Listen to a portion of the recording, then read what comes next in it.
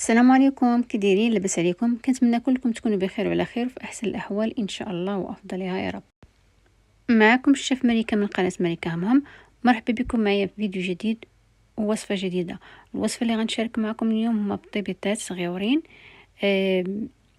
بواحد الكميه قليله ديال الكيك، تقريبا ربعه ديال الكيك، خرج منها تقريبا 30 مضبوطه. كما كيبان لكم الالوان فهما الوان طبيعيه. فكما كنعرفوا فاليمين بطبوط كنستعملوهم بزاف في رمضان، وكذلك كنستعملوهم حتى في المناسبات، في الديبيفيات ديال اعياد الميلاد، وكذلك عندهم عده استعمالات. قبل ما نبدا معكم الطريقه والمقادير، الا كنتو اول مره كتشاهدوا فيديو في القناه معايا، مرحبا بكم. وما تنساوش ديروا اشتراك في القناه وتفعلوا الجرس باش يبقى يوصلكم اي فيديو جديد حطيته في القناه.